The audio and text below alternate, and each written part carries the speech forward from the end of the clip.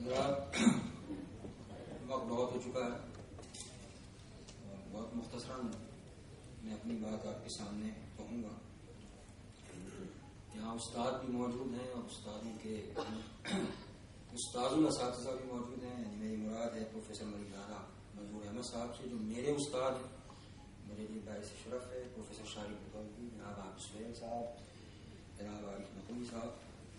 خواتین و حضرات، میں اپنی گفتگو دو مرحلوں میں کروں گا لیکن بہت اختصار کے ساتھ. سب سے پہلے تو میں لکھنؤ.me والوں کو اور لکھنؤ سوسائٹی کو مبارکباد پیش کرنا چاہتا ہوں کہ انہوں نے اس جلسے کا انعقاد کیا اور اس بات کی فکر کی کہ مجاز کو یاد کیا جائے. ابھی کچھ دن پہلے یہاں مجھے معاف کروائیں گے شارق بطولوی صاحب بھی اور حافظ سہیل صاحب بھی، یہ میرے بزرگ ہیں اور میں ان سے کہہ سکتا ہوں. پرگتی شیل لیکھک سنگھ اور انجمن ترقی پسند مصنفین کے اشتراک سے ایک جلسہ ہوا تھا جس میں نامور سنگھ نے یہ کہا تھا اور صحیح کہا تھا کہ مجاز کو کیوں یاد نہیں کیا گیا. اور میں یہاں پر یہ سوال اٹھانا چاہتا ہوں کہ اردو کے اداروں نے مجاز کو یاد کرنے میں پہل کیوں نہیں کی. خود ترقی پسند مصنفین نے، مجھے معاف کریں، مجاز کو یاد کرنے میں پہل کیوں نہیں کی. یہ ایک سوال ہے اور بڑا سوال ہے، اور اسی سوال کے سبب سے میں ان نوجوانوں کو مبارکباد دینا چاہتا ہوں جنہوں نے اپنی سوسائٹی کے زیر اہتمام ایسی شاندار تقریب کا انعقاد کیا اور اس شاعر کو ہمارے سامنے پیش کیا کہ جو بجا طور پر ہمارے زمانے کا ایک بڑا شاعر. یہ نوجوان، ظاہر ہے کہ میں سب سے تو میری ملاقات نہیں ہوئی، لیکن جو نظامت کے فرائض انجام دے رہے ہیں بار بار آپ کے سامنے آ رہے ہیں. جناب ہمانشو واجپئی جب یہ آئے میرے پاس اور انہوں نے ذکر کیا کہ ایک ایسا جلسہ کرنا چاہتے ہیں تو میں نے ان کی حوصلہ افزائی بھی کی، ان کی تحسین بھی کی، ان کی تعریف بھی کی.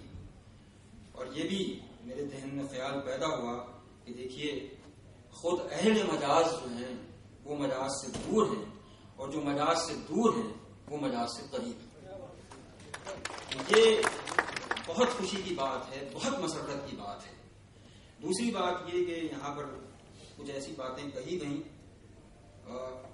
دو مرحلوں میں بات کرنا چاہتا ہوں. ایک تو منتظم، انہوں نے یہ کہا کہ تاریخ کسی کا حصہ نہیں ہوتی، اور جب انہوں نے اپنی ویب سائٹ کے اوپر لکھنؤ کی تاریخ کے تفصیلات پیش کیے تو کسی صاحب نے ان کی گرفت کی. ایسے واقعات ہوتے رہتے ہیں. تاریخ تو کسی کی میراث نہیں ہے، لیکن تاریخ کا تجزیہ یقیناً کسی کی میراث ہوتا ہے. تو آپ تجزیے کو سے گریز کریں لیکن تاریخ کو آپ پوری طرح سے اپنا سکتے ہیں. اور یہ بہت بڑا کام ہے. اس وقت آپ کے علم میں یہ بات ہوگی کہ لکھنؤ کا ایک طرح سے لکھنؤ کی تہذیب کا ریوائول ہو رہا ہے. میں ظاہر ہے چونکہ اس پیشے میں ہوں، میں جانتا ہوں کہ عالمی سطح پر لکھنؤ پر کتنا کام ہوا ہے، کتنی تحقیق ہوئی ہے. ہر پہلو پر یہاں تحقیق ہوئی. یعنی وہ تمام فنون لطیفہ، چاہے وہ موسیقی ہو، چاہے وہ مصوری ہو، چاہے وہ شاعری ہو، چاہے وہ رقص ہو، چاہے وہ ڈرامہ ہو، چاہے وہ مجسمہ سازی ہو، چاہے وہ آرکیٹیکٹ ہو، ایک ایک پہلو پر ہمارے مستشرقین جو اورینٹلسٹ ہیں انہوں نے کام کیا ہے. تو ایسی صورت میں اس وقت لکھنؤ کی تہذیب کے تحفظ اور لکھنؤ کے کلچر کو پریزرو کرنے کی بہت ہی سخت ضرورت ہے. اور ظاہر ہے کہ میں تو اکثر یہ کہا کرتا ہوں کہ میں 700 برس سے اس شہر کا باشندہ ہوں اور مجھے اس بات پر فخر ہے کہ میں حقیقی لکھنوی ہوں. لہذا جس وقت لکھنؤ یونیورسٹی کا نام بدلنے کی، یہاں پر ہمارے پروفیسر دیکشت موجود ہیں، کوشش کی جا رہی تھی اور سی ڈی گپتا یونیورسٹی نام رکھنے کی کوشش کی جا رہی تھی، اس وقت ہم 5 آدمی گورنر کے پاس گئے اور شاید میں یہ کہہ سکتا ہوں کہ سب سے زیادہ پیش میں ہی تھا. اور میں نے یہ کہا کہ لکھنؤ یونیورسٹی کا نام بدلنا دراصل لکھنؤ کے تشخص کو، لکھنؤ کی آئیڈینٹی کو ختم کرنا ہے. آپ اسے روکیے. اور گورنر نے کہا کہ میں اسے روکوں گا. لکھنؤ یونیورسٹی کا نام اس میں سے لکھنؤ ہٹایا نہیں جا سکتا. تو ایک درد ہے ہمارے دل میں لکھنؤ کے لیے، اور ان نوجوانوں کے دل میں وہ درد پیدا ہوا ہے، اور جو یہ کام انجام دے رہے ہیں یہ بہت بڑا کام ہے۔ میں دعا کرتا ہوں خدا سے کہ آپ اپنے ارادے میں پوری طرح سے کامیاب ہوں، اور یقیناً کامیاب ہوں گے۔ جو عزم اور جو حوصلہ اور جو ہمت اور جو لگن اور جو ڈیووشن اور ڈیڈیکیشن میں دیکھ رہا ہوں، یقیناً آپ کامیاب ہوں گے۔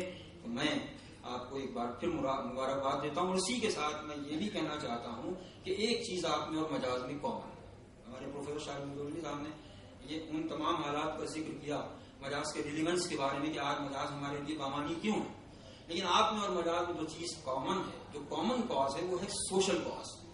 مجاز کی شاعری کا بیشتر حصہ جو ہے وہ ایک سوشل کاز کے لیے تھا۔ آپ سوشل اور کلچرل کاز دونوں کے لیے اس وقت سامنے آئے ہیں، تو یہ ایک کامن پوائنٹ ہے آپ میں اور مجاز میں، اور میں سمجھتا ہوں اس مناسبت سے اگر آپ مجاز کو یہاں اس وقت یاد کر رہے ہیں تو یہ بھی ایک بہت بڑی بات ہے کہ آپ میں اور اس شاعر کے درمیان ایک کامن کاز ہے۔ مجاز سن چکے آپ، بہت دیر سے سن رہے ہیں ان کے بارے میں۔ ایک عجیب و غریب، میں نے مجاز کو نہیں دیکھا، ان لوگوں نے سب نے مجاز کو دیکھا ہے، آپ میں سے بہت سے نے مجاز کو نہیں دیکھا، لیکن مجاز کے بارے میں جب آپ پڑھیں تو آپ دیکھیں پہلا تاثر آپ پر یہ قائم ہوتا ہے، آپ ان کی شاعری کو بالکل ہٹا دیں، صرف شخصیت کو آپ سامنے رکھیں تو وہ ایک لیجنڈری فگر، ایک افسانوی شخصیت بن کر سامنے آتے ہیں۔ میں یہاں پر جو بات آپ سے کہنا چاہتا ہوں کہ ہماری ادب کی بہت سی شخصیتیں ایسی ہیں جنہوں نے اپنے آپ کو لیجنڈ بنانے کے لیے بہت سے سخت لفظ استعمال کر رہا ہوں، ڈرامے کیے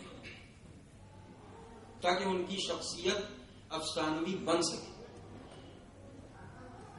بہت بڑے شاعر ہیں ٹیگور، اگر کوئی بنگالی صاحب ہے تو اس کو وہ نہ سمجھے، میں یہ نہیں کہہ رہا ہوں، میں ایک دوسرے پہلو میں بہت بڑے شاعر ہیں، کوئی شک نہیں سن، لیکن ٹیگور کی جو لیجنڈری فگر تھی اس میں ان کے لباس سے لے کر ان کی شانتی نکیتن کا جو رکھاؤ تھا اس کو بڑا دخل تھا، بہت دخل تھا۔ ایک داڑھی اور ان کا سارا جو آؤٹر ان کا اپیرنس تھا، شاعر وہ بہت بڑے تھے لیکن اس میں بہت بڑا دخل تھا۔ مجاز کو جن لوگوں نے دیکھا ہے وہ کس طرح سے تھے، ایک کرتا پیجامہ، یا آپ نے جو تصویر دیکھی ہے یا آپ اس تصویر میں جو دیکھیں، ایک عام سی شخصیت ہے، عام سی شخصیت بالکل، لیکن کیوں یہ عام سی شخصیت ایک افسانوی شخصیت بن گئی؟ صرف لطیفوں کی وجہ سے نہیں بنی، وہ حاضر جواب تھے۔ اور میں یہ یہاں بتاتا چلوں کہ بڑی شاعری کے لیے دو چیزوں کا ہونا ضروری ہے جو غالب میں تھی، ایک پوئٹک بریلینس اور دوسرے سینس آف ہیومر۔ غالب کے بعد اگر کسی کے اندر یہ دونوں چیزیں موجود تھیں تو وہ مجاز، زبردست سینس آف ہیومر پوئٹک بریلینس کے ساتھ، اور تیسری چیز نیوروٹک ہونا، یہ ضروری ہے۔ کچھ نہ کچھ کجی، کچھ نہ کچھ خلل آپ کے ذہن میں ہونا چاہیے، وہ شاعر ہی نہیں ہے جو نیوروٹک نہ ہو، اور مجاز میں یہ نیوراتیت جو ہے بہت زیادہ تھی، اور اسی نیوراتیت کی بنا پر وہ نظم انہوں نے تخلیق کی جو ایموشنل فائر اور ایموشنل فلیور کی بہترین مثال ہے، جو اردو کی اہم ترین نظموں میں سے ایک نظم ہے جس کا نام ہے آوارہ، اور جس کے 3 بند آپ نے یہاں ابھی سنے۔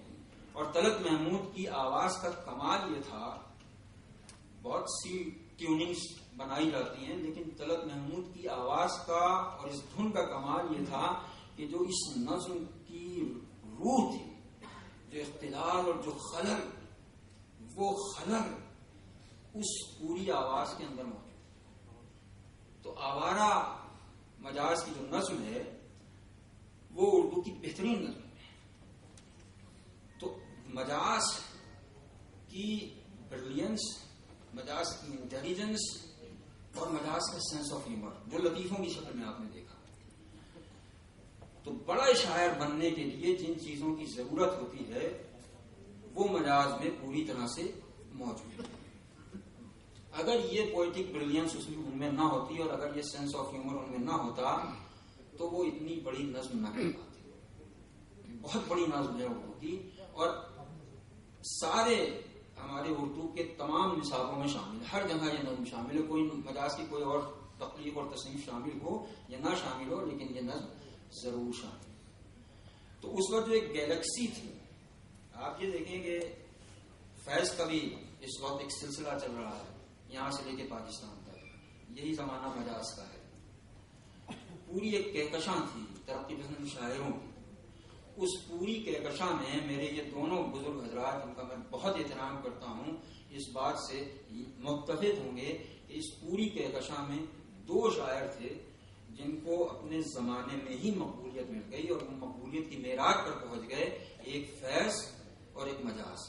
لیکن یہی کافی نہیں ہے۔ اپنی زندگی میں آپ کو مقبولیت مل جاتی ہے، لیکن اکثر لوگ زندگی کے بعد فراموش کر دیے جاتے ہیں۔ لیکن یہ 2 ایسے شاعر ہیں جیسی مقبولیت ان کو اپنی زندگی میں ملی، ویسی ہی مقبولیت ان کی موت کے بعد بھی قائم رہی، اور یہ اس لیے قائم رہی کہ جو پوئٹک پاور تھا ان کے اندر، وہ اس زمانے کے دوسرے ترقی پسند شاعروں میں موجود نہیں تھا۔ اسی شاعرانہ طاقت اور دولت کی بنا پر آج مجاز مجاز ہے۔ اگر یہ قوت ان میں نہ ہوتی، یہ بریلینس نہ ہوتی، تو آج مجاز مجاز نہ ہوتے۔ تو ایک بہت بڑا شاعر، ایک بہت بڑی افسانوی شخصیت، ایک بے پناہ، جسے ہم لوگ جینیس آپ کہتے ہیں، اردو میں ہم لوگ کہتے ہیں نابغہ روزگار، ایک ایسی شخصیت۔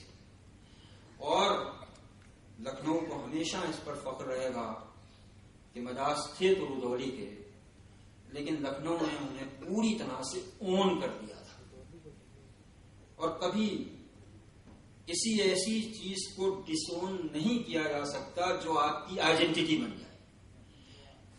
اس وقت مجاز لکھنؤ کی آئیڈینٹی ہے، لہذا لکھنؤ انہیں کبھی ڈس اون نہیں کر سکتا۔ اس حد تک ہم نے ان کو اون کر دیا ہے کہ اب لکھنؤ اس بات پر فخر محسوس کرتا ہے کہ مجاز اتنے رودولوی نہیں تھے جتنے لکھنوی تھے۔ اس لیے ہم کبھی مجاز کو ڈس اون نہیں کر سکتے۔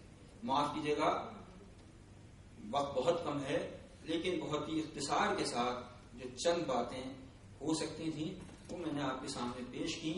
میں عرض کر چکا ہوں کہ میں نے مجاز کو نہیں دیکھا، لیکن جو کچھ مجاز کے بارے میں پڑھا، جو کچھ مجاز کے بارے میں سنا، ان کی شخصیت کے بارے میں بھی اور ان کی شاعری کے بارے میں بھی، ان دونوں چیزوں کو کے مطالعے کے بعد میں یہ نتیجہ اخذ کرنے میں اب بجانب ہوں کہ ترقی پسند شاعروں میں بجا طور پر مجاز صف اول کے شاعر ہیں، اور ان نوجوانوں نے تو اپنا قرض اور قرض اتار دیا، فرض پورا کر دیا۔